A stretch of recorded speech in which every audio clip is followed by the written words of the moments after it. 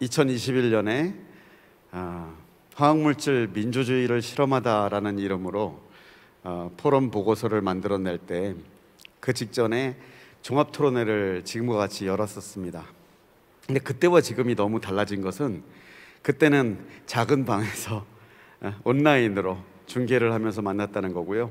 오늘은 커다란 공간을 빌려서 아주 많은 분들을 모시지는 못했지만 그래도 점점 더 여러분들을 모시고 얼굴을 보면서 얘기할 수 있게 되었다는 것이 너무나 기쁩니다. 여러분에게는 올해 포럼이 어떠셨습니까? 우리는 포럼이 공식적인 공론장으로서, 정부가 인정하는 공론장으로서 지위를 확보해야 된다라고 한 목소리로 모았습니다. 대신에 유연했으면 좋겠다. 소수의 대표자들이 의논을 하는 그런 공간이 아니라 여러 사람들이 참여해서 다양한 목소리를 낼 수 있고 그 과정에서 무시되는 이야기들이 없이 충분히 좋은 대안들을 모색할 수 있는 유연함을 가졌으면 좋겠다. 그게 작년에 우리가 포럼을 만들면서 함께 약속했던 거였습니다. 올해 그렇게 운영되었는지 여러분께서 평가를 해 주십시오. 이제 환경부는 이 포럼을 공식적으로 인정하고 훈령을 통해서 포럼의 운영 규정을 만드는 작업에 착수했습니다. 행정예고가 되었고요. 이제 포럼은 환경부의 시민과 산업계와 소통하는, 그래서 정책을 함께 만드는 공론장으로서의 지위를 확보하게 되었습니다. 올해는 그 어떤 해보다도 어마어마한 의미가 있는 해 같습니다. 근데 이게 포럼을 운영하고 준비하고 있는 운영기관과 기획위원들의 생각이 아니기를 바랍니다. 여러분들은 어떠신지, 오늘 종합토론회가 끝난 다음에 여러분들의 서면 의견 제출, 그리고 포럼 보고서에 대한 의견 받고 최종적으로 수정 작업을 해서 마무리해서 다시 보내드리겠습니다. 자, 2022년 화학안전정책 포럼, 오늘 3개의 토론회가 있습니다. 마지막이 종합토론회고요. 시작합니다. 그러면 언제나 그렇듯이 우리 세 분의 공동위원장님을 모시고 인사 말씀을 듣도록 하겠습니다. 우리 공동위원장님들 앞으로 좀 나와주시겠습니까? 네. 제일 먼저 환경부의 신건일 위원장님 모시고 인사 말씀 듣겠습니다. 예, 안녕하세요. 환경부 화학안전기획단장 신건일입니다. 반갑습니다. 오늘 오프라인 그다음에 온라인 참석을 해주신 여러분께 감사를 드리고요. 제가 우리 이 포럼을 운영을 하면서 이 포럼에 할 일 뭐 이런 것들을 좀 생각을 해봤습니다. 그 생각을 해보다 보니까 먼저 화학물질의 양면성에 대해서 먼저 고민이 되더라고요. 여러분들이 잘 알고 있다시피 화학물질로 인한 큰 피해는 그 옛날에 이제 독일의 산모 입덧 치료제로 사용된 탈리도마이드라는 게 있습니다. 그래서 처음에는 산모들의 입덧을 완화하고 상당히 좋은 의약품으로 사용이 됐었는데 그 이후에 전 세계적으로 12,000명이 넘는 기형아 출산을 낳는 의약품이 됐고요. 그래서 이제 위험성에 대해서 제대로 평가가 안 되고 사용을 하다 보니까 그런 피해가 터졌습니다. 또 하나 우리가 화학물질로 인한 피해를 전 세계적으로 찾아보면 DET가 있습니다. 미국의 그 침묵의 봄을 불러온 DET가 있는데 DET도 이 모기 방제 이런 거에 상당히 유용을 하죠. 근데 이거의 위험성을 제대로 알지 못하고 숲속에 마구 살포를 하다 보니까 새들이 다 죽어서 이제 봄에 새가 울지 않는 그러한 환경 피해를 발생을 했습니다. 근데 화학물질은 이런 피해만 있는 건 아니고요. 그 탈리도마이드도 그 이후에 다른 유용성이 또 밝혀지면서 골수병 치료제로서 현재 지금 사용이 되고 있고 또 한센병 치료에도 유용하게 현재는 다른 용도로 사용이 되고 있습니다. DET도 아프리카 말라리아 우세 지역에서는 또 그 유용성으로 인해서 그 피해가 더 크기 때문에 현재는 사용이 되고 있습니다. 이것처럼 화학물질은 편리함, 유용함, 그 다음에 유해성, 그 다음에 어떤 피해 뭐 이런 것들을 공존해서 가지고 있는 것입니다.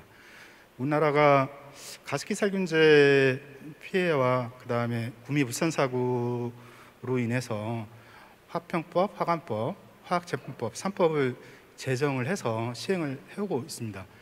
그런데 기업에게 불합리한 또 이렇게 부담을 주고 있지 않은지, 국민 안전을 지키기에 부족함은 없는지 이 시점에서는 한번 살펴볼 필요가 있다라고 생각이 되고요. 그래서 이제는 조금 변화를 좀 해야 될다라고 생각이 됩니다.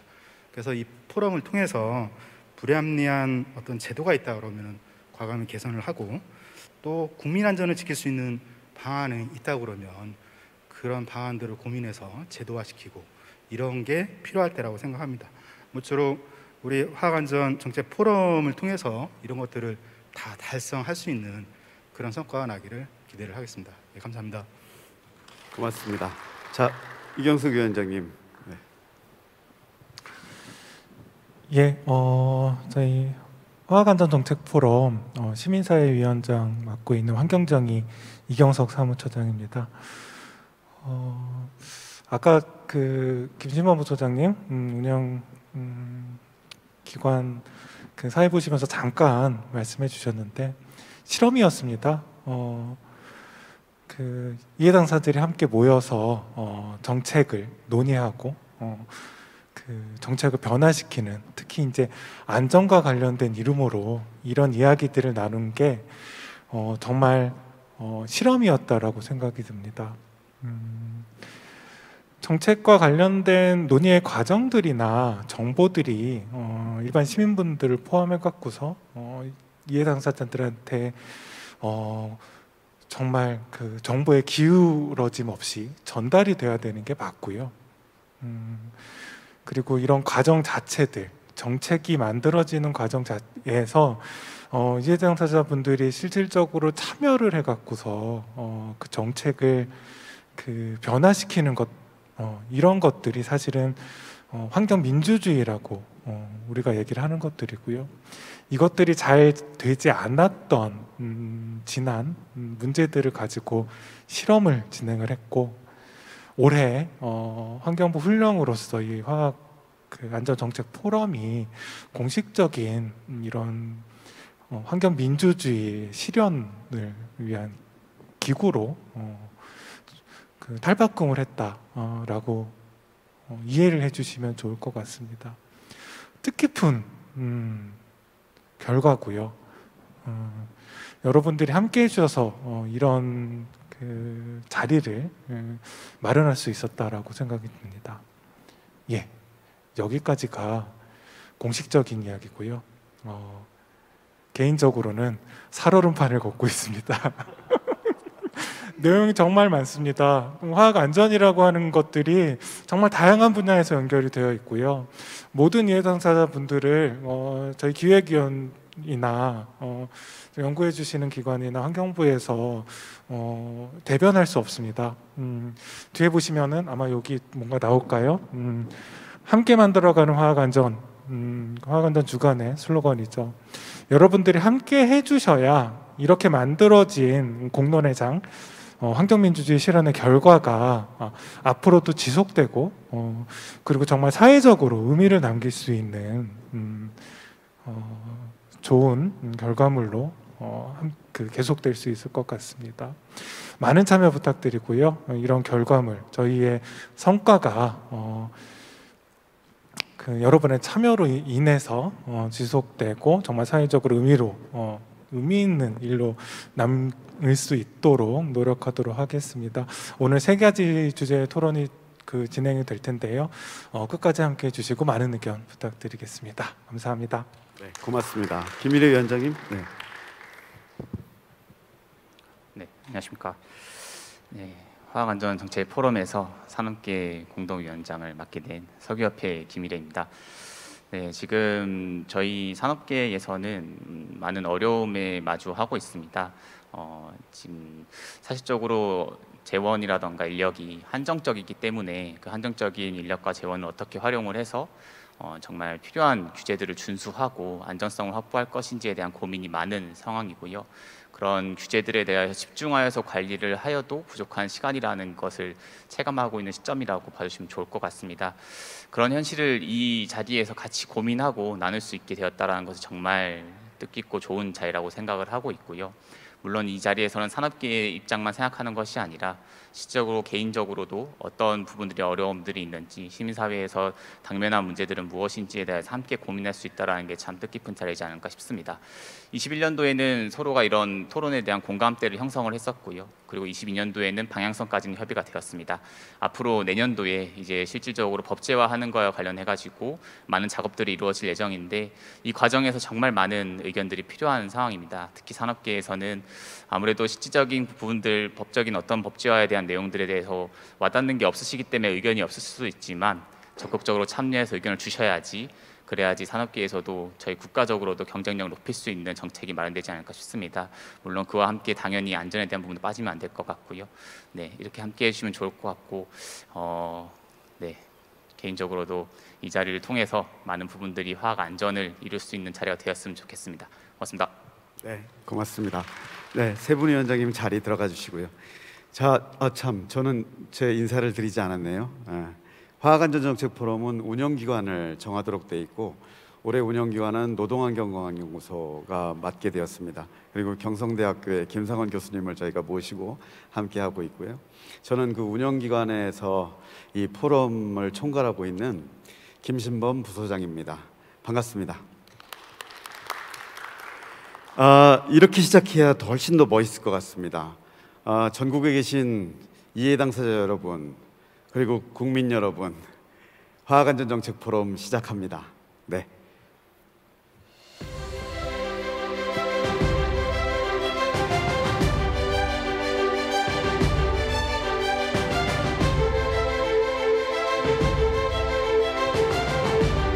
벌써 인사하느라고 시간이 12분이나 지나갔네요. 오늘 세 가지의 토론이 진행돼야 되기 때문에 3시 15분까지 일부를 마칠 예정입니다. 그래서 함께 하시는 발제자와 토론자 모두에게 협조를 부탁드립니다. 오늘 참석하신 분들 소개해 드리겠습니다. 오늘 발제를 맡아주실 분은요, 이번 중장기 계획 수립 연구를 맡아주신 경성대학교의 전현표 교수님이십니다. 네. 안녕하십니까, 경성대학교 전현표로 인사드립니다. 네, 반갑습니다.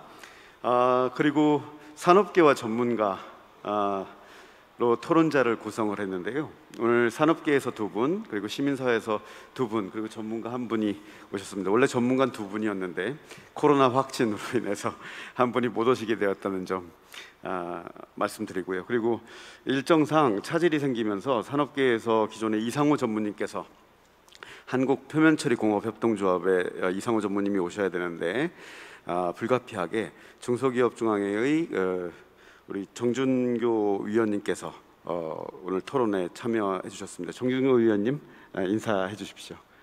네, 안녕하십니까, 중소기업중앙회 정준교입니다. 네, 고맙습니다. 그리고 시민단체를 대표해서 환경정의의 황수경 국장님 오셨습니다. 네, 안녕하세요. 네, 다들 감사합니다. 인사를 짧게 해주셔서요. 그리고 우리 위원장님이 인사하셨죠? 네, 넘어가도록 하겠습니다. 네. 그 다음에 이제 우리 시민단체인 환경운동연합의 강원구 활동가님 오셨습니다. 예, 안녕하세요. 반갑습니다. 네. 그리고 외로우실 텐데요, 전문가가 1분이어서 오늘 리캠프로의 이은정 대표님 모셨습니다. 아이고, 안녕하세요. 리캠프로 이은정입니다. 네. 제1주제 중장기 계획 수립이라고 하는 것은 시민과 산업계와 정부가 화학 안전의 궁극적인 목적, 우리나라가 어떤 나라가 되면 좋겠는지, 앞으로 우리가 얼마나 더 안전해지고 건강하게 살 수 있는 사회를 만들 것인지, 그러면서 우리의 경제가 지속 가능하게 만들어 볼 것인지에 대한 큰 꿈을 공유하는 기획입니다. 그러다 보니 가야 될 길이 아직 멀겠죠. 그래서 얼마 전에 이 연구의 중간 보고회를 했을 뿐이고요. 아직은 모든 내용들이 준비되지 않았지만 국민 여러분들께, 그리고 이해 당사자 여러분들께 정말 우리가 가야 될 길은 무엇인가요? 라는 것들을 논의하고 있다는 점을 보여드리기 위해서 이 시간을 준비했습니다. 자, 그러면은 전현표 교수님의 발표부터 들으면서 시작해 볼까요? 교수님 부탁드립니다. 예, 감사합니다. 진행자분이 말씀하셨던 것처럼 화학물질 안전관리 중장기 계획 수립 과제를 수행하고 있는 경성대학교 전현표라고 합니다. 이 화학물질 안전관리 중장기 계획이라는 큰 주제를 감히 제가 책임을 맡아서 진행을 하고 있는데요. 대단히 개인적으로도 영광스럽게 생각을 하고, 또 우리나라의 화학물질 안전을 위해서 자그마한 힘이나마 보탬이 될 수 있다라는 점에서 또 자부심을 느끼면서 과제를 수행하고 있습니다. 그럼 과제를 수행한 중간 결과를 바탕으로 중장기 계획을 토론할 수 있는 발제를 시작하도록 하겠습니다. 오늘 말씀드릴 내용은 크게 두 가지 주제로 말씀을 드리겠는데요. 어떠한 절차로, 어떠한 이유로 이 연구가 시작되게 되었는지에 대한 전반적인 배경에 대해서 일단 소개를 드려야 될 것 같고요. 거기에 따라서 지금 과제가 진행된 지 한 3개월 남짓 됩니다. 아직까지 이제 최종 결과인 중장기 계획을 마무리 지으려면 조금 더 시간이 많이 필요할 것으로 예상이 됩니다만, 현재까지 연구진이 열심히 노력해서 얻어낸 결과들을 여러분들에게 소개해드리고, 오늘 이 자리를 빌어서 여러 가지 의견을 들을 수 있는 자리가 되었으면 좋겠습니다. 우선 연구의 배경을 설명을 드리겠습니다. 연구의 배경은 현황 및 필요성, 그리고 연구 수립이 어떻게 진행되었는지, 그리고 연구가 어떤 전략을 가지고 추진되었고 어떤 경과를 가졌는지에 대해서 간략히 설명드리도록 하겠습니다. 본 연구가 시작된 이유는 다 아시다시피 2015년, 2019년도에 우리나라 화학물질 안전관리를 선진화하기 위해서 도입된 화학 3법이라고 부르는 화평법, 화관법, 화학제품안전법, 이렇게 세 가지 법들이 동시다발적으로 최근에 도입이 되었습니다. 저 개인적으로도 이 세 가지 법이 도입된 거에 대해서는 우리나라가 글로벌 수준의 화학물질 안전관리를 이룩할 수 있는 기초를 마련하는 단초가 되었다라는 점에서 대단히 의미가 크다고 생각을 하고 있습니다. 이 세 가지 법들은 보시는 바와 같이 각각의 기본 계획을 가지고 각 법들의 법적 내용을, 법규의 내용을 충실히 이행하기 위해서 나름대로의 중장기 계획을 가지고 또 규제가 작동을 하고 있는 중인데요.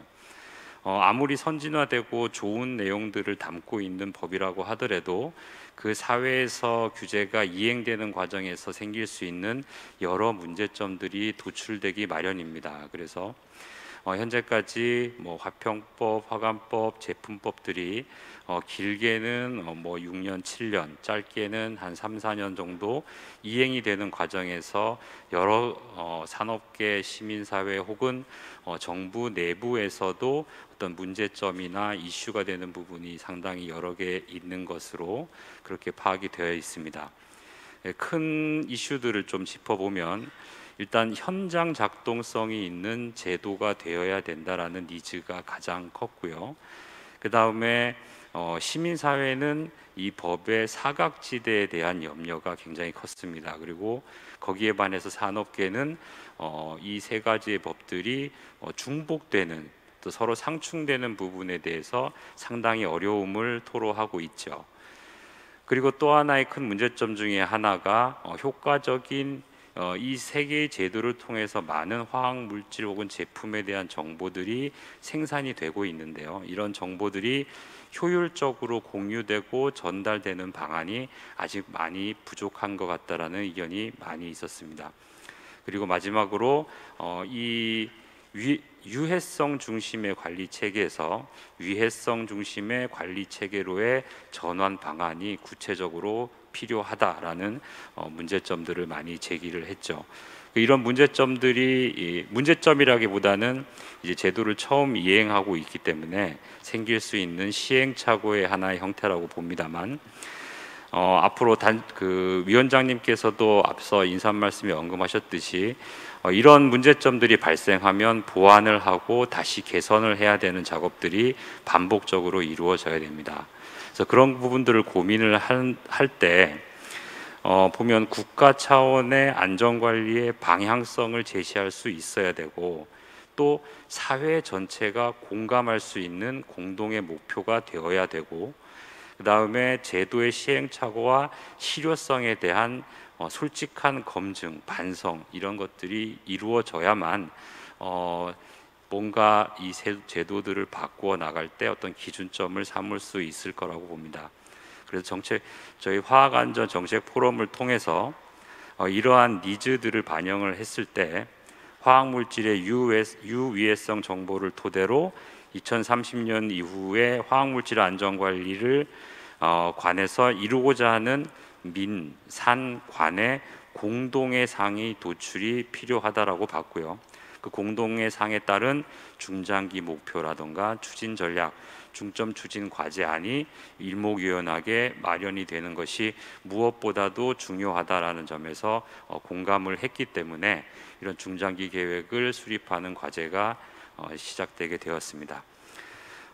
쭉 과정을 보면은 작년 5월부터 사실 중장기 계획을 마련을 해야 되겠다라는 의견들이 포럼을 통해서 나왔고요. 지난 4월 달에는 공개 토론회를 통해서 구체적으로 중장기 중장기 계획을 마련하는 과제를 진행하기로 결정을 하고, 어떤 내용들을 담아야 되는지를 이제 공개 토론회를 통해서 많이 의견을 수렴했습니다. 거기에 따라서 지난 6월 달에 이제 제가 연구 책임자를 맡으면서 1-1 주제 연구가 시작이 되게 됐고요. 이 연구를 통해서 화학물질 안전관리의 비전과 목표, 또 이를 달성하기 위한 중장기 계획 등이 마련될 예정입니다. 지금 과업기간은 총 12월 12일까지 채 6개월이 되지 않는 기간으로 현재는 되어 있는데요. 좀 더 내실 있는 좀 더 공감할 수 있는 중장기 계획을 위해서는 조금 더 시간이 필요할 거라고 봅니다. 그래서 이 연구가 시작되게 된 배경을 설명을 드렸고요. 본 연구는 어쨌든 최종 목표가 화학물질 안전관리를 위한 중장기의 방향성을 제시하는 과제이기 때문에 지금 보시는 것과 같이 5가지의 세부 과업과 3가지의 전략을 바탕으로 해서 과정이 진행되고 있습니다. 첫 번째는 우리나라 외에 국외의 화학물질들은 어떻게 관리를 하고 있고, 또 어떤 로드맵을 바탕으로 해서 관리가 진행되고 있는지에 대해서 좀 살펴보고, 우리가 배워야 될 점들은 거기에서 좀 본받을 만한 부분들이 있는지를 살펴보는 부분이 첫 번째 세부 과업이었고요. 두 번째는 화학물질 안전관리에 대한 이해 당사자 혹은 우리 사회에서 공동으로 표출할 수 있는 상을 도출해내는 과업 내용이 포함되어 있습니다. 그래서 이 과정에 저희들이 설문조사라든가 심층조사를 통해서 이해 당사자들의 의견을 모으는 과정들을 좀 짧은 기간이었지만 좀 알차게 그렇게 진행을 했었습니다.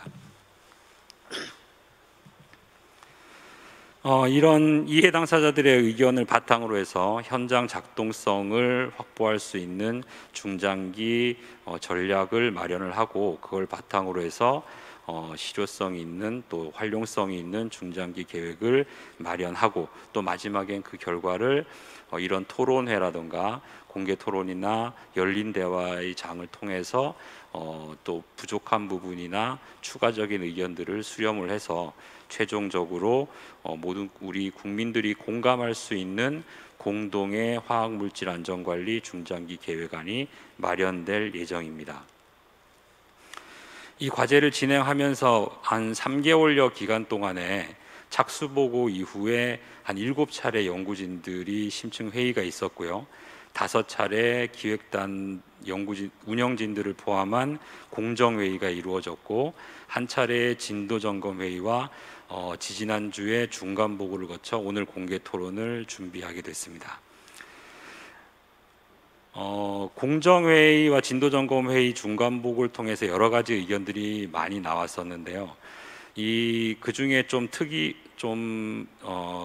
눈여겨봐야 될 의견들이, 물론 다 눈여겨봐야 될 의견이긴 합니다만, 눈여겨봐야 될 의견들이 이해 당사자들의 계층별로 선호하는 의견들을 잘 파악을 하고 또 이걸 잘 아우를 수 있는 안들을 도출해 내야 된다라는 의견이 상당히 저희 과제의 비중을 대변해 주는 그런 의견이 아니었나 싶습니다.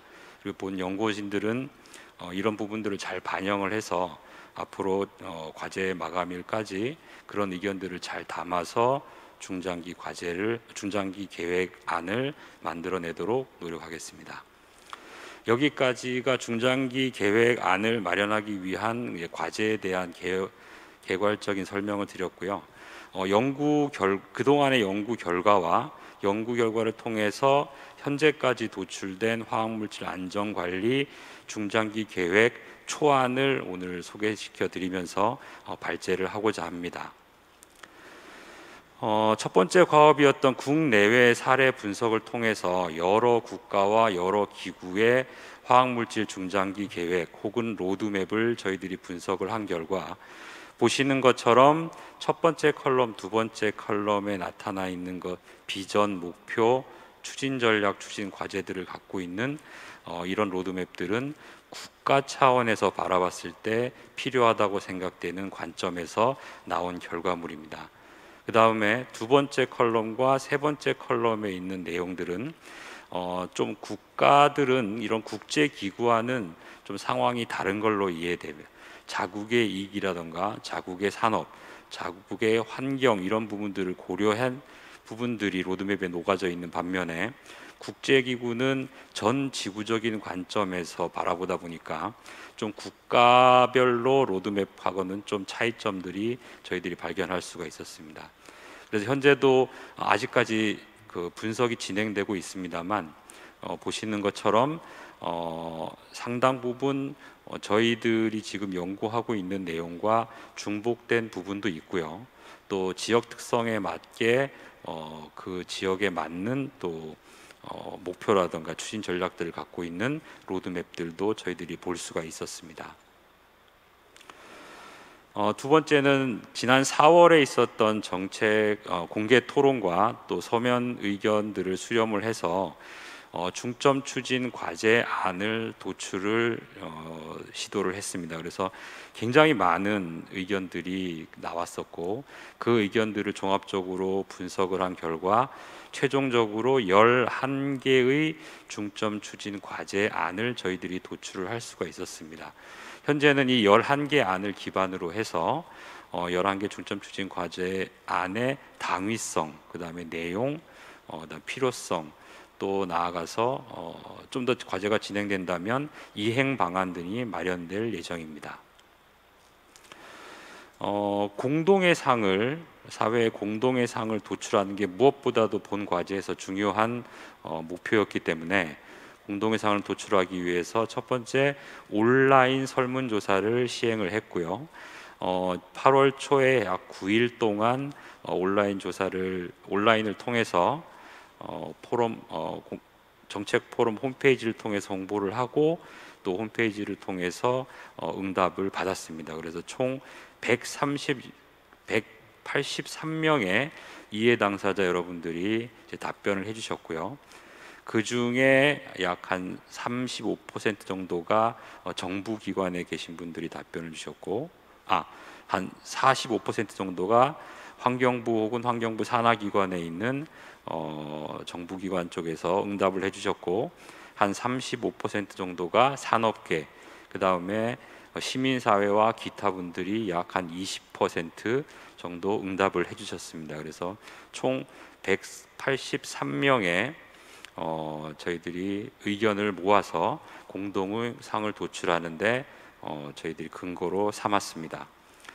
두 번째는 이 설문조사를 응답해 주신 응답자 분들 중에 저희들이 37분을 선별을 해서, 물론 그 응답의 심층조사에 응하겠다라고 의사를 주신 37분을 저희들이 섭외를 해서 1대1 혹은 1대2 대면 혹은 온라인을 통한 심층조사를 진행을 했습니다. 이 심층조사는 설문조사라는 건 이제 조사 방법의 한계 때문에 심도 있는 내용들까지 조사가 어려웠던 반면에, 이 심층조사는 1대1 혹은 1대2의 대면 혹은 비대면을 이용한 조사였기 때문에 상당히 구체적인 부분까지 응답자들의 의견을 들을 수가 있었습니다. 그래서 실제로 37분 정도면 대표성을 가질 수 있느냐 없느냐를 떠나서 이 37분의 이 결과를 얻는 게 오히려 설문조사를 결과를 얻는 것보다 저희들이 더 많은 노력과 시간을 기울였던 기억이 납니다. 이 심층조사는 10분 정도의 정부기관에 계신 분들이 응답을 주셨고, 산업계는 13분, 시민사회와 기타 여러분들은 한 12분에서 대략적으로 1대1대1 정도의 비율로 응답을 받아서 저희들이 결과를 아직도 좀 더 물론 분석을 일부 했습니다만 더 해봐야 되겠지만 각 계층을 대표할 수 있는, 이해 당사자의 계층을 대표할 수 있는 의견들이 잘 모였으리라고 기대를 하고 있습니다. 이렇게 저희들이 연구 과제를 진행을 하면서 국내외 현황을 살펴봤고, 또 공동의 상을 도출하기 위해서 온라인 설문조사와 심층조사를 진행한 결과를 바탕으로 해서 저희도 이 과제가 끝나게 되면 이런 모양의 화학물질 안전관리 중장기 계획안을 갖게 될 걸로 예상을 합니다. 이 전체 우리 사회의 화학물질 안전관리에 대한 비전이 이 본 과제를 통해서 제시가 되어야 될 것 같고요. 비전에 따른 목표가 마련이 되어야 됩니다. 그리고 목표를 달성하기 위한 추진 전략들이 도출이 되어야 되고, 추진 전략에 따른 중점 추진 과제와 중점 추진 과제에 따른 이행 방안들이 주로 도출이 될 걸로 저희들이 기대를 하고 있습니다. 이런 안전관리 중장기 계획의 비전과 목표는 공동의 상을 도출하는 작업을 통해서 비전과 목표를 저희들이 모아가려고 하고 있고요. 추진 전략이라든가 중점 추진 과제들은 국내외 관리 동향을 분석을 한다던가 이해 당사자 의견을 수렴한 결과, 그 다음에 설문조사와 심층조사 결과를 통해서 중점 추진 과제와 이행 방안 그리고 추진 전략들이 마련될 예정입니다. 마련되고 있습니다. 현재까지 진행된 과업에 따라서 지금 화학물질 안전관리의 중장기 계획 초안이 마련되어 있습니다. 그래서 현재까지 모아진 공동의 상, 공동의 의견들을 바탕으로 도출된 비전은 확정된 건 아닙니다만 신뢰와 소통에 기반한 화학물질로부터 안전하고 지속 가능한 사회라는 비전으로 귀결될 수 있다고 현재까지 결론을 내리고 있습니다. 물론 완벽한 결론은 아닙니다만, 그리고 이 비전 아래 안전하고 지속 가능한 화학물질, 또 현장 작동성 있는 화학물질 관리 체계, 그다음에 유해성 관리 체계로의 전환이라는 큰 세 개의 목표가 제시되고 있고요. 그 아래 유유해성 정보 확보 및 활용, 그다음에 건강과 안전, 그다음에 작업장 관리, 유해성 관리 체계의 강화, 주체별 역할 확립 및 강화라는 추진 전략에 따라서 중점 추진 과제들이 이게 공개 토론을 통해서 나온 의견, 또 설문조사와 심층조사를 통해서 얻어진 의견들을 바탕으로 현재까지 초안으로 도출되어 있습니다. 현재까지 나와 있는 중장기 계획안을 이해 당사자, 오늘 참석하신 분들 포함해서 이해 당사자분들의 많은 의견을 주시면 저희들이 그 부분을 잘 반영을 해서 우리 사회의 화학물질 안전 관리를 잘 할 수 있는 중장기 계획, 즉 로드맵을 도출하는데 잘 활용하도록 하겠습니다. 이상 발표를 마치도록 하겠습니다. 네, 고맙습니다, 교수님. 어떻습니까? 아직 진행 중이구나. 아직 진도를 많이 나가진 않았구나라는 걸 느끼셨을 것 같습니다. 근데 교수님 어땠습니까? 많은 분들을 만나셨는데 예. 이 교수님을 따뜻하게 맞아주던가요? 예, 뭐 솔직히 말씀드리면 따뜻하게 맞아주신 분보다는 조금 색안경을 끼고 맞아주신 분이 더 많았던 것 같습니다.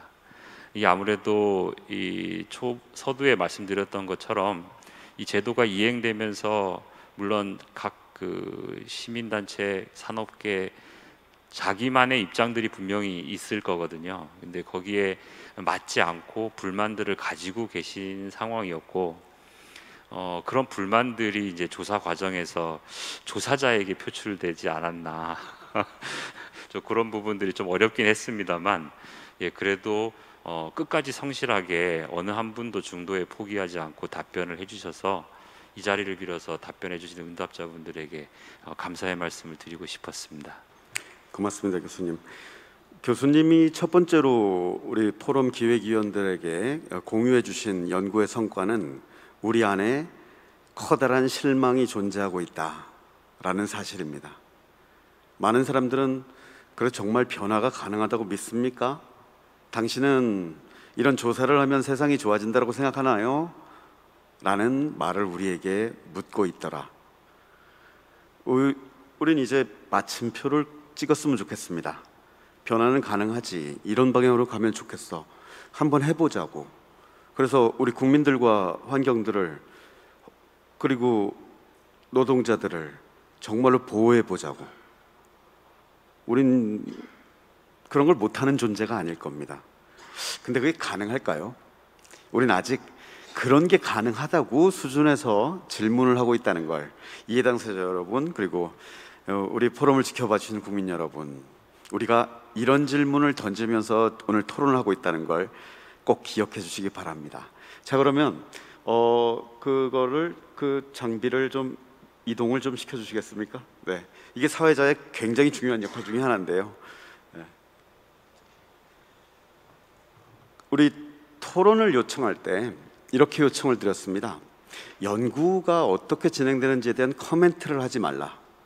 산업계는 그래서 뭘 원하는지, 우리가 원하는 건 두 종류의 표현이 가능할 겁니다. 이제 이런 것 좀 그만하면 좋겠어요. 이런 건 좀 꼭 되면 좋겠어요.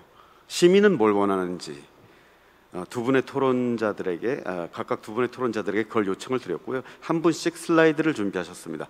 그리고 전문가 토론자께는 그냥 말씀해 주셔도 좋다라고 말씀드렸고요. 자, 이제 들어볼까요?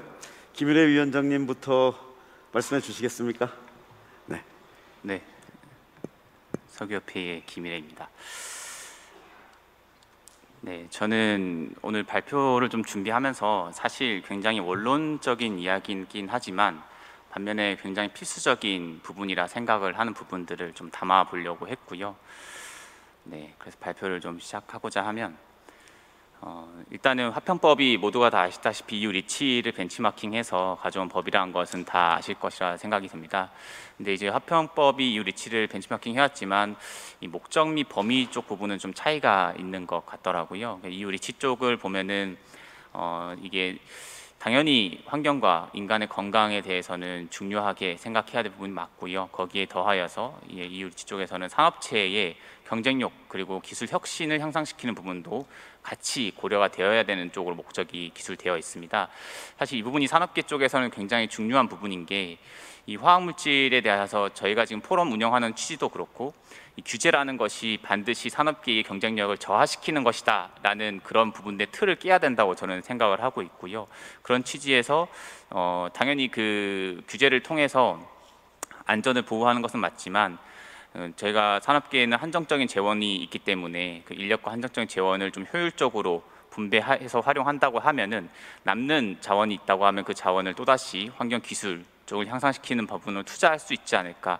그래서 그런 부분들이 화편법상에서 반영이 되어 있어야 되지 않나라는 생각이 듭니다. 그래서 여기서 이행 방안 1번에는 지속 가능성이라는 표현을 썼는데 지금 이 부분들이 저희가 모두가 함께 추구해야 될 부분이 아닌가라는 생각을 들었고요. 그래서 이행 방안 1번으로는 지속 가능성을 구축하자라는 취지로 좀 작성을 해봤습니다. 제가 목표를 먼저 말씀드렸는데 이행 방안 먼저 말씀드렸는데 마음이 급해가지고 네, 목표는 일단 이해 당사자별 지속 및 실현 가능한 화학안전법규 수립 지향을 작성을 해봤고요. 여기서 중요한 키워드는 지속과 실현 가능한 부분이라고 저는 표현을 하고 싶습니다. 그 관련해서 일단 이행 방안 1번은 소개를 드렸고요. 그다음 이행 방안 2번을 좀 제시드리고 싶은 거는 자발적인 화학안전 참여 유도 시스템 구축입니다. 이 부분은 개인적으로는 제일 중요한 부분이라 생각이 들고 문화적인 좀 형성이 되어야 되지 않나라는 생각을 하고 있습니다. 이 화학 안전 관련 담당자분들이 비용과 안전에 대한 갈림길에 섰을 때 현실적으로는 당연히 비용에 대한 측면을 따라갈 수밖에 없는 선택을 하고 있다고 저는 생각이 듭니다. 그거는 당연히 산업계에서는 이제 비용에 대한 이익을 위하여서 운영되고 있는 기관이기 때문에 그거는 현실적인 부분이라 생각을 하고 있고요. 저희 포럼에서는 그런 부분들을 좀 인정을 하고 그러면 어떻게 그 담당자분들이 안전에 대한 선택을 할 것인가에 대한 문화적 좀 구축이 필요하다고 생각을 했습니다. 그래서 이 부분들은 사실 정부 지원에 대한 필요성이 먼저 우선되어야 한다는 생각을 합니다.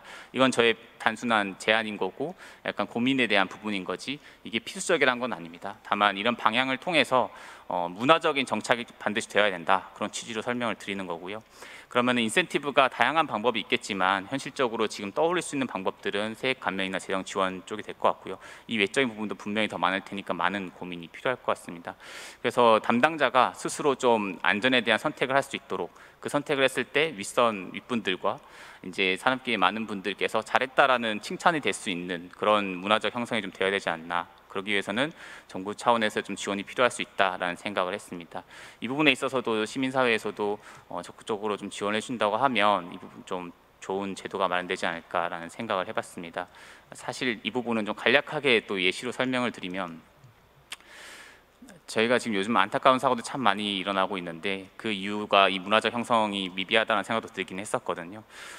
저희가 뭐 지인과 같이 함께 펜션을 놀러 간다 했을 때 일산화탄소 검지기를 챙기자 하면은 좋아할 사람이 아무도 없고 그거 관련해서 공용 돈으로 한번 갯돈에서 우리 사서 가자 했을 때 그 누구도 찬성하지 않는 문화가 있다고 보이더라고요. 뭐 물론 제 지인분들도 같이 갈 때 그런 일들이 생기더라고요. 그래서 그런 걸 챙기자 했을 때 문화적으로 당연히 안전에 대해 생각을 했구나, 잘했다 이런 문화가 아니라 그걸 왜 준비해? 이런 문화가 형성되어 있다는 게 참 안타까웠습니다.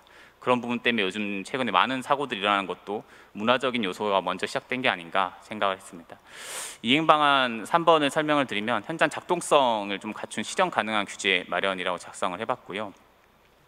규제는 저희가 참 좋은 목적으로 규제가 만들어져 있습니다. 근데 이 규제들이 만들어진 규제가 실질적으로 피규제자가 이행 가능한지 그런 부분들에 대한 고려가 필요하고 피규제자가 본인이 그 규제 대상이 맞다고 생각하고 알고 있는지에 대한 부분, 그리고 규제 목적이나 시행 중인 규제의 효율성 등이 현장 작동성에 조금 떨어지는 부분들도 있을 수 있다. 그리고 실질적으로 그런 사례가 있는 부분도 있는 것 같고요. 단적인 예를 들면 정보 전달에 대한 부분들입니다. 이 부분은 앞으로 저희 포럼에서 좀 더 심도 있게 나눠야 될 주제라고 생각을 하고 있고요.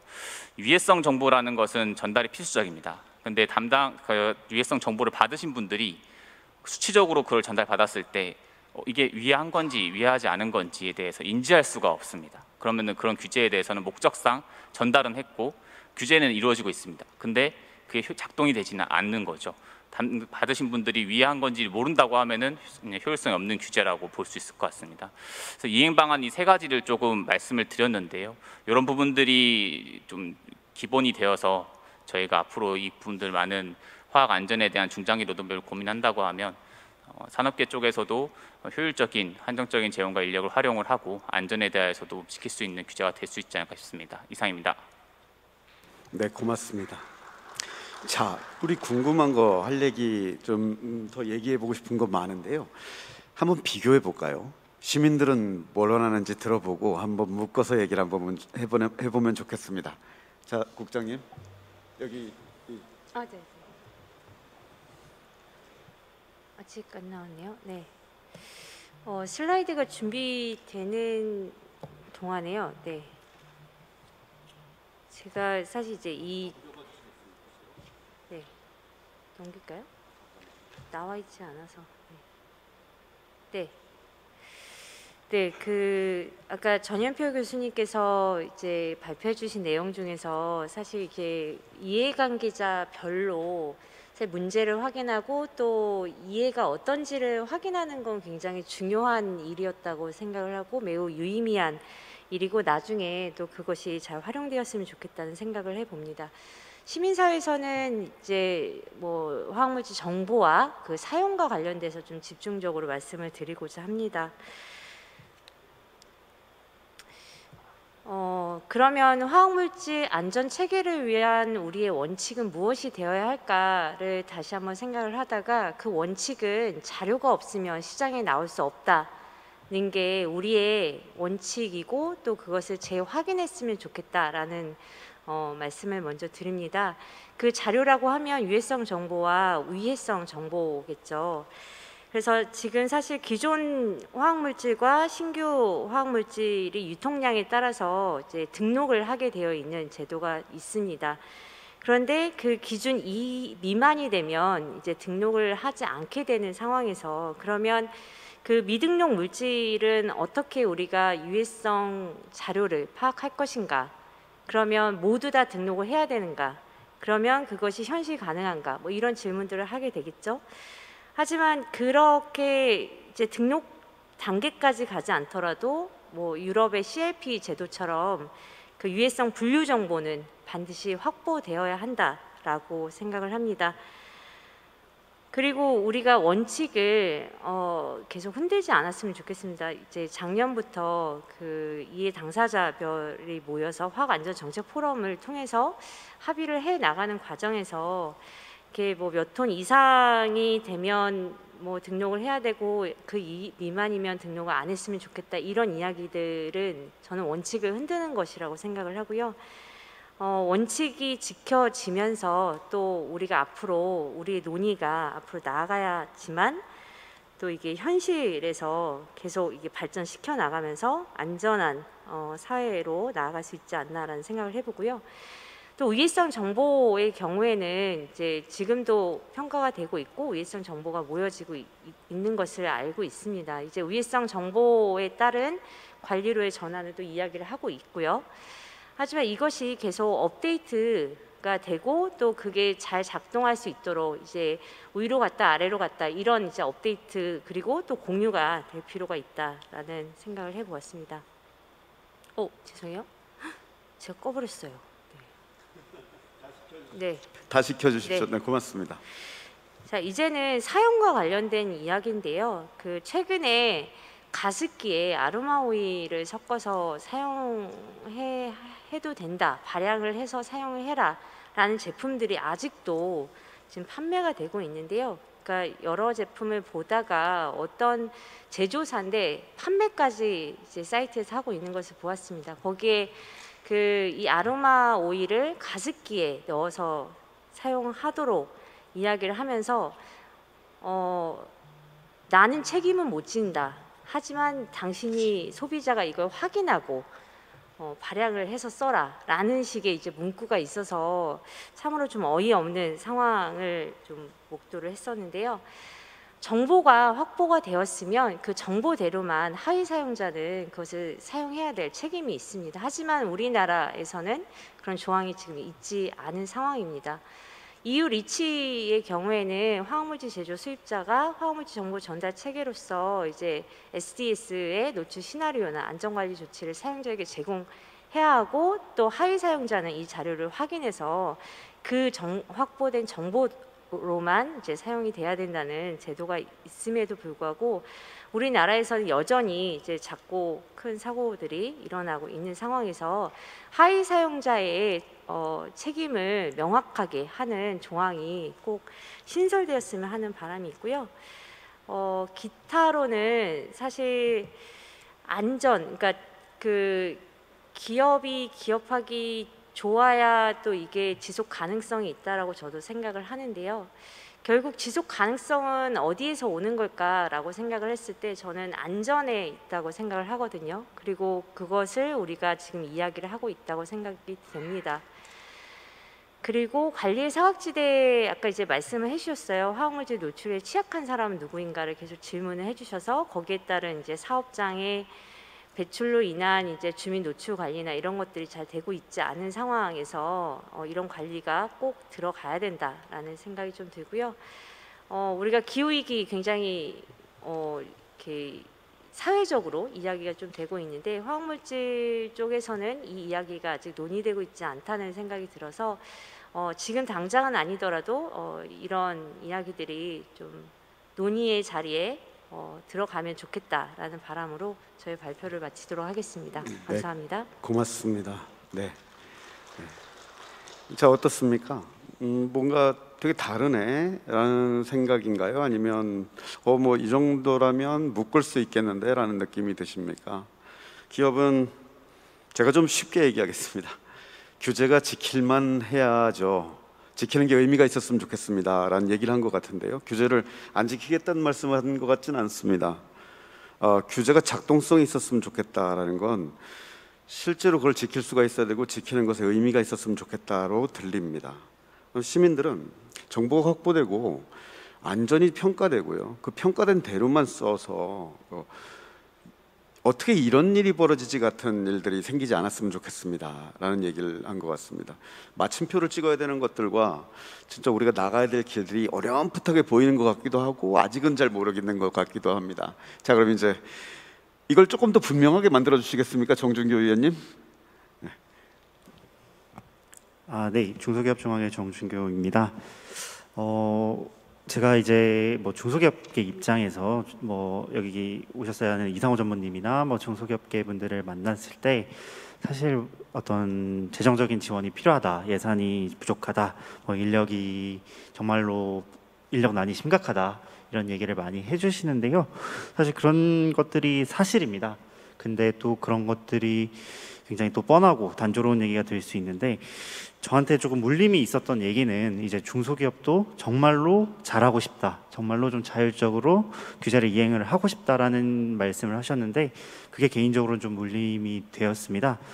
그 뭐 표면 처리 업종도 마찬가지고 어떤 화학물질을 취급하는 중소기업 같은 경우가 가지고 있는 어떤 부정적인 이미지들 우리는 좀 바꿔보고 싶다.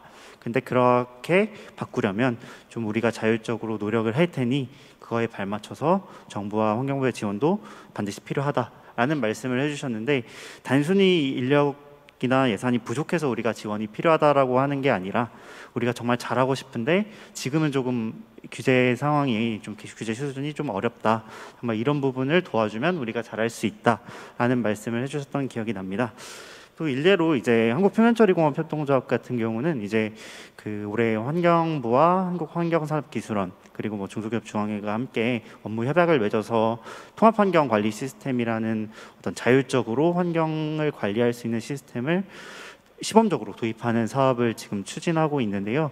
이 시스템을 도입한 취지 자체도 정말 그 도금 업종 입장에서는 정말 이행해야 되는 환경 규제가 굉장히 많기 때문에 이런 부분들을 좀 자율적으로 어떤 요즘에 또 ESG 경영이 워낙 화두가 되고 있다 보니까 자발적으로 할 수 있게 그런 시스템을 조금 지원해달라라는 것이 환경부에서도 조금 받아들여 주셨고요.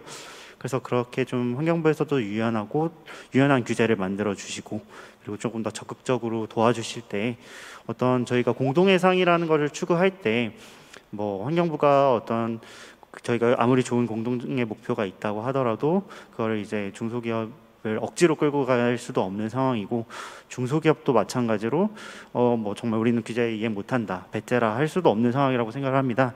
중소기업의 어떤 자율적인 관리를 하겠다는 의지와 또 이제 그거에 발맞춘 환경부의 어떤 적절하고 과감한 그런 시도와 지원들이 있을 때 좀 빛을 발할 것이라고 생각을 하고요.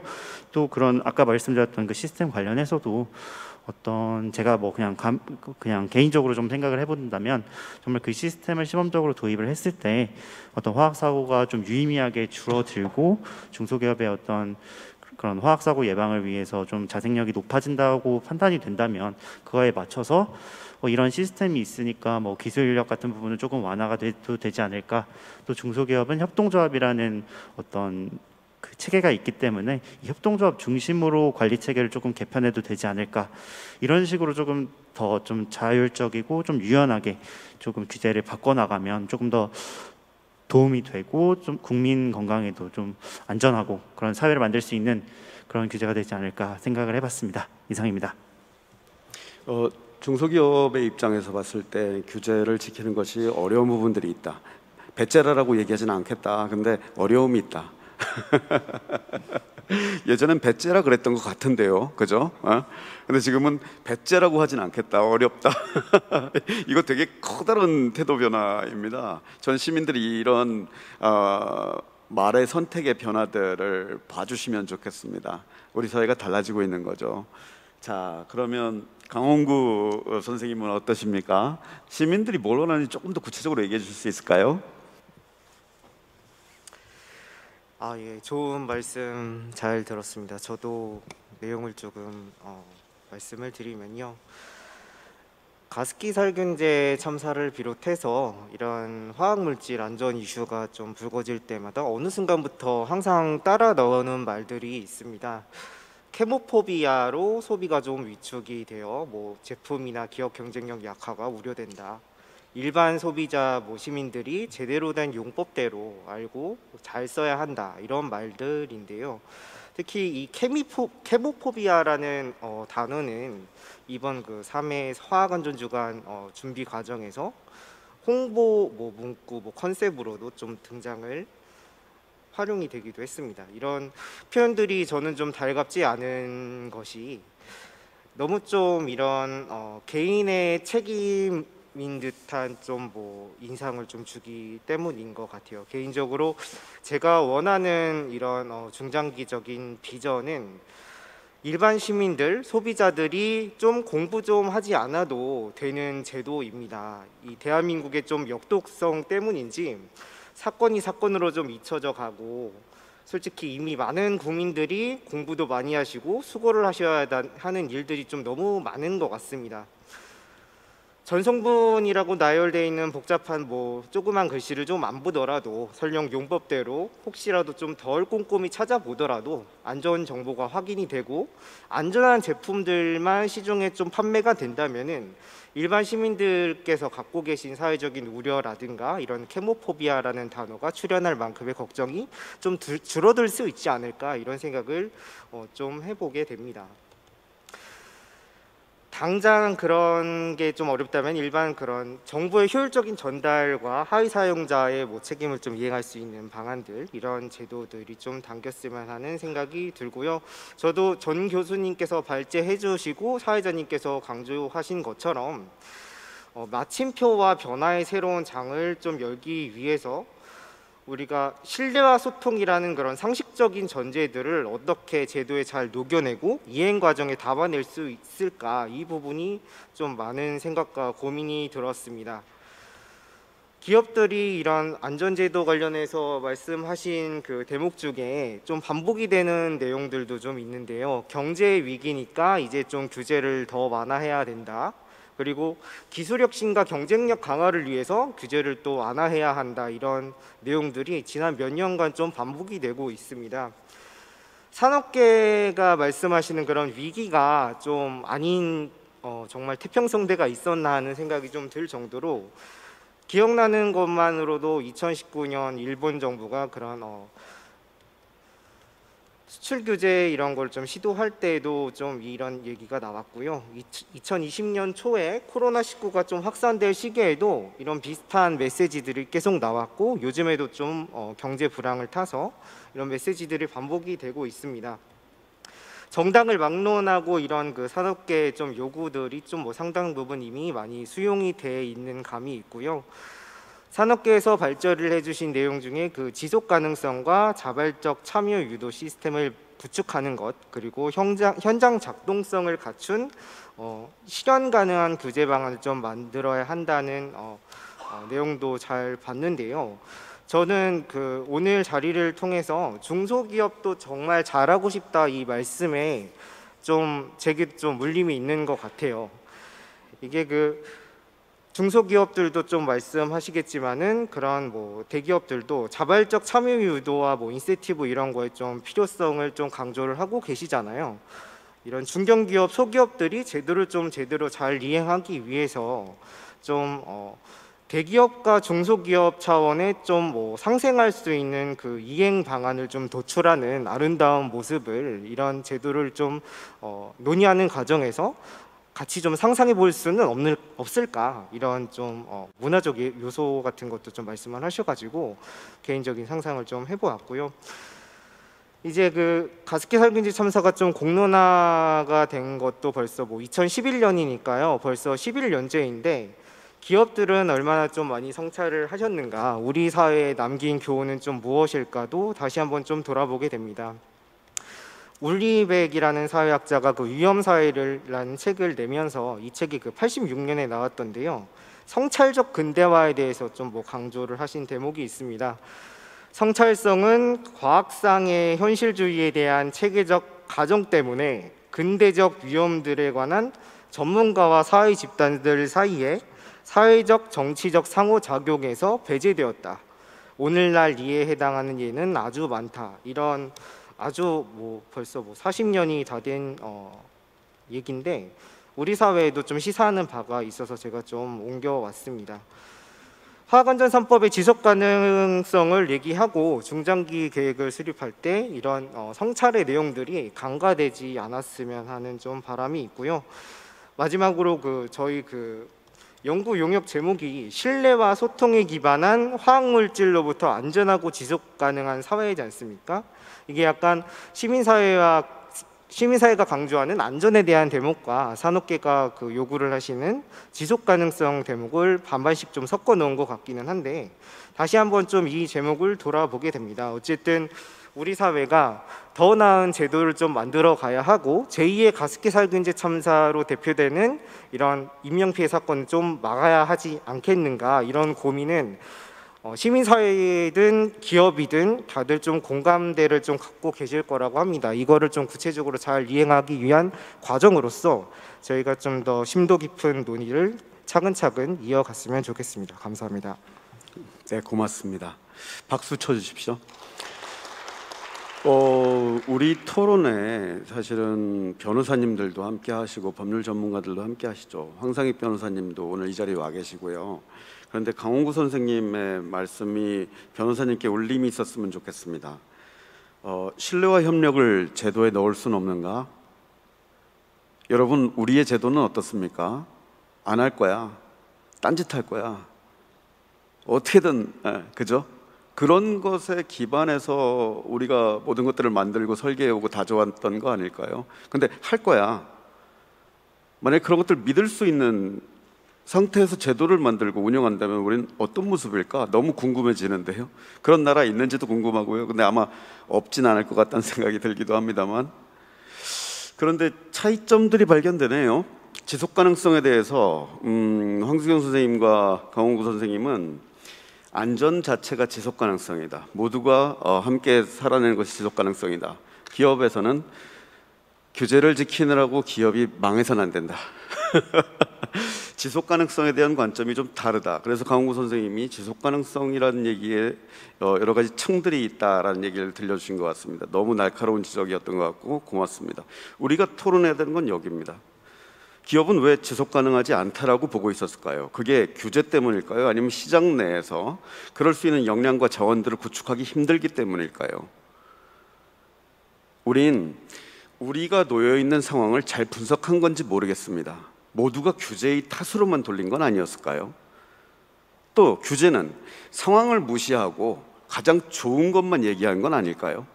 우리는 목적지를 가기 위해서 규제를 동원해야 되는데 규제 그 자체를 목적으로 놓은 것은 아닐까요? 그러면서 우리는 오히려 목적을 잃어버린 사회가 되는 건 아니었을까요? 오늘 우리가 묻고 있는 이야기들은 이런 것들이 있는 것 같은데 전문가 입장에서는 어떤지 한번 들어볼까요? 이은정 대표님. 네, 이 자리가 굉장히 부담이 되는 자리네요. 더군다나 오늘 옆에 원래는 박정규 박사님이 오셨어야지 되는데, 네, 저 혼자 갑자기 이렇게 자리에 앉게 되었네요.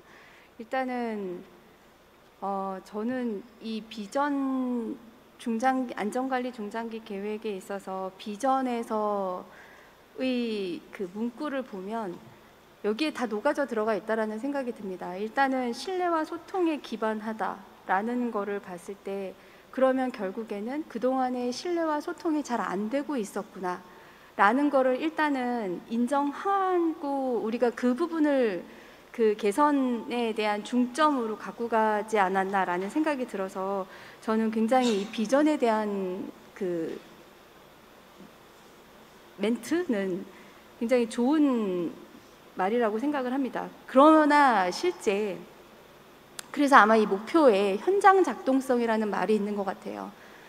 결국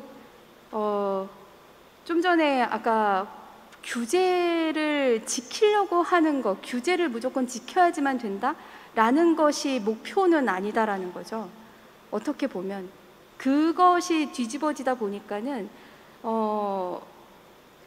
오전의 회의에서도 그런 얘기가 있었습니다. 우리가 유독물질을 규정을 할 때 한계 함량을 5%다라고 했을 때 업체들은 5%를 지키는 게 아니라 규제를 받지 않기 위한 한계로 생각을 한다라는 거죠. 네, 그래서 4.9%로 유통을 시킨다는 거죠. 그러면 또 정부는 정말 저게 4.9%일까? 라는 거에 대한 퀘스천을 갖고 간다라는 거죠. 그래서 저는 이 그 화학물질 안전관리 중장기 계획에서 굉장히 그 포지티브로 고려했던 것 중에 하나는 그건 것 같습니다.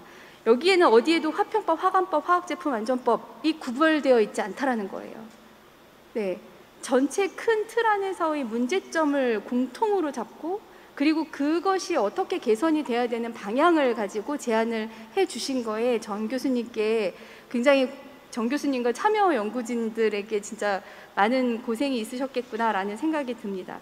그리고 그 이행에 있어서 저는 이 안전하고 지속 가능한 화학물질과 현장 작동성 있는 화학물질의 관리 체계, 결국에 근데 이 현장 작동성 있는 관리 체계 이행에 있어서 중점관리 체제 부분에 아마 굉장히 좋은 그 방향을 제시를 해 주셨어요.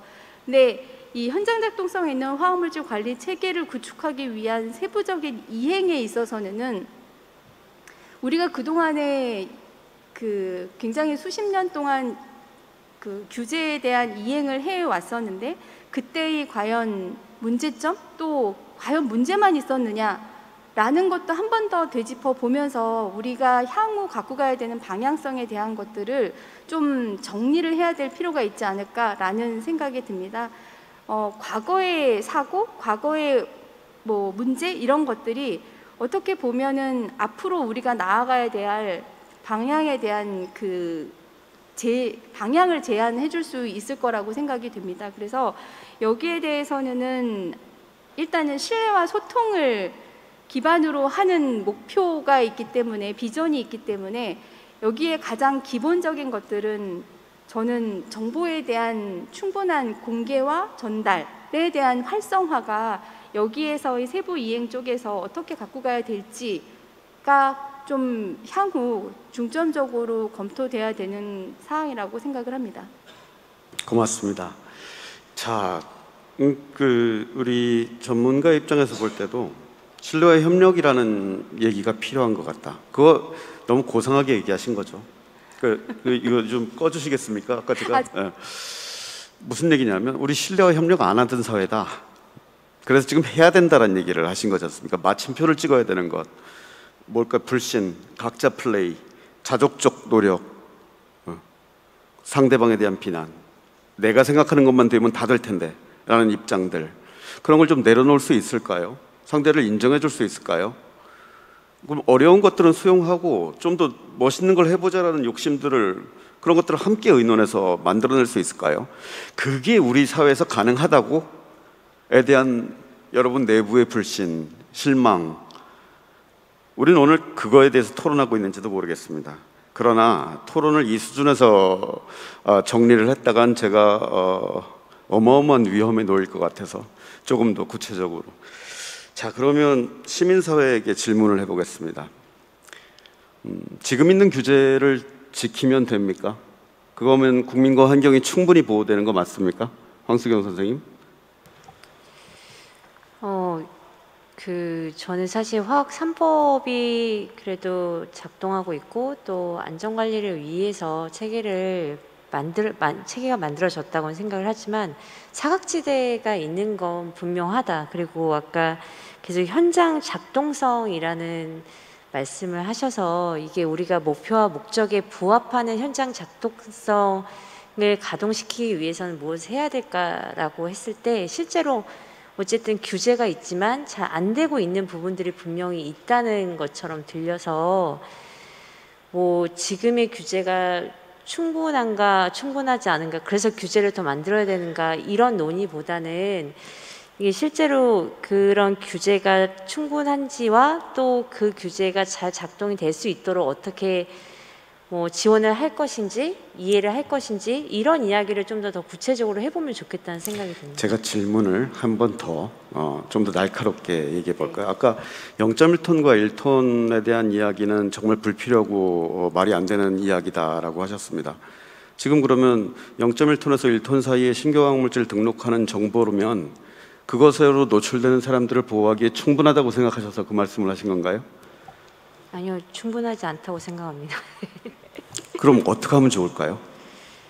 아까 말씀드렸듯이 우리가 이제 등록을 하는 절차를 다 밟을 것이 아니라고 하면, 그러니까 CLP처럼 유해성 분류 체계가 있고 그걸 분류해서 그것에 대한 사용이 좀 돼야 된다고는 생각을 하고 있거든요. 네, 그렇습니다. 현재의 규제를 지키는 것이 시민사회의 목적인가? 지금에 있는 규제가 불완전하고 충분하지 않다면 그걸 지키는 게 시민의 대변인들이 할 일인가? 라는 질문을 우리는 용감하게 던지기 시작했습니다. 시민단체 입장에서는 이런 것에 대해서 투명하게 용기 있게 발언하는 것이 쉽지 않습니다. 기업 여러분들이 산업계에서 조심스럽게 얘기하는 측면이 있듯 국민의 신뢰를 받아서 활동을 하고 있는 시민단체 입장에선 이런 것에 대해서 우리는 어떻게 해야 이야기해야 되지라는 고민들을 해야 되는 단계에 준비해야 되는 고민들이 있다는 것을 여러분들이 이해해 주셨으면 좋겠습니다. 김인회 위원장님, 규제 완화입니까? 내실화입니까? 저는 굉장히 짧은 질문을 주신. 네, 저는 개인적으로는 제가 봤을 때는 내실화에 가깝다고 보고 있고요. 이것 또한 신뢰와 소통에 대한 부분의 문제라고 생각이 들긴 합니다. 시민사회에서 보시기에는 규제 완화라고 보시는 부분의 측면이 크다고 생각이 들고요. 산업계에서는 왜 내실화라고 표현을 하느냐고 하면, 단적으로 지금 저희 유독물 지정관리체 개편만 놓고 본다고 하면 규제 자체가, 이 논의가 시작된 것 자체가 이제 화평법이 EU 리치를 따와서 만들어진 법이고요. 화관법은 원래 유해화물질 관리법이 있는 상태였습니다. 근데 유해화물질 관리법은 국내에서 그대로 두고 화평법이 도입을 해오면서 그 법 간에 조금 상반되게 부딪히는 부분들이 생기는 거죠. 이제 화평법상에서 유독물질을 지정을 하는 부분들이 들어와서 유독물질은 지정이 되는데, 유독물질로 지정이 되면 저희가 시설 규제가 바로 이어지지 않습니까? 근데 유럽이나 이런 부분, 그런 부분이 없습니다. 그래서 이제 시민사회에서는 화평법이란 법 자체에 있는 거니까 당연히 그거는 유독물 지정에서 시설 규제가 있어야 된다. 그러면은 그런 측면에서 봤을 때 완화다라고 생각을 할 수가 있는 부분이 되는 거고요. 이제 산업계 입장에서는 원래부터가 그 법이 조금 본래 유럽에 있던 걸 전부 가져온 게 아니기 때문에 저희 국내에 있는 법과 있어서 좀 오류가 있는 부분이 있고 그걸 내실화하는 거다라고 저희가 표현을 하는 거죠. 그래서 이런 부분에 대해서는 신뢰와 소통에 대한 문제라고 말씀을 드릴 수 있는 거고요. 그런 일단은 산업계에서 그 질문에 대한 답변만 드린다고 하면은 내실화라고 답변을 드릴 수 있을 것 같습니다. 좋습니다. 사실 모든 언론에서는 지금 규제 완화를 이번에 포럼에서 합의하는 거야 안 하는 거야 라는 걸 물으려고 하는 것 같습니다. 꼭 전 굉장히 두렵습니다. 근데 그게 아닙니다. 규제를 내실화하고 싶습니다. 우리의 목적지가 이거지 않습니까? 여기에 가고 싶고 그러기 위해서 규제가 이렇게 달라지면 좋겠습니다. 그런 목적지라면 그런 정도의 변화를 통해서 가는 건 찬성하는데 이거 좀 더 되면 어떻겠습니까? 우린 서로 나눌 수 있는 얘기들이 충분히 있어 보입니다. 전현표 교수님, 가능하시겠습니까? 예, 제가 그 답을 알고 있다면 여기서 토론할 필요가 없지 않을까 싶습니다. 우문현답이십니다. 예. 우리 아무도 모릅니다. 지금 이런 이야기를 이런 공식적인 자리에서 국민 모두가 유튜브로 시청하는 자리에서 이런 얘기를 꺼냈다는 것 자체가 우리 사회에 어떤 변화들이 오고 있다는 걸 여러분들이 느낄 수 있는 지표였으면 좋겠습니다. 정해진 시간은 이제 다 됐습니다. 그래서 우리 앞에 계신 분들 중에서 양해를 구할 것은 공개 토론회란 현장에 있는 발언들을 듣기보다는 그동안에 준비했던 생각들을 꺼내놓고 드러내는 것이 목적이고 열린 대화에서 이제 의견들을 수렴해 가면서 이해 당사자 여러분들의 발언들을 듣기 시작할 겁니다. 이런 생각들을 가지고 있어, 이런 쟁점들을 만들고 있어 라는 것들을 드러냈을 뿐입니다. 자, 우리 혹시 한마디 더 하고 싶은 분 계십니까? 예. 네, 전현표 교수님.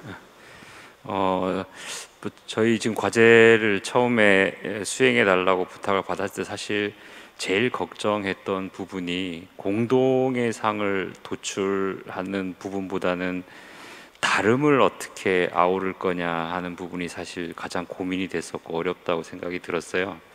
그래서 오늘도 이제 계층을 대표하신 분들이 나와서 말씀하신 것들을 표면적으로만 들어보면 그 다름이 드러나지 않습니까? 근데 일례로 보면 이제 시민사회는 사각지대에 대해서 언급을 해주셨고 산업계에서는 자발적인 참여나 관리를 할 수 있도록 해달라.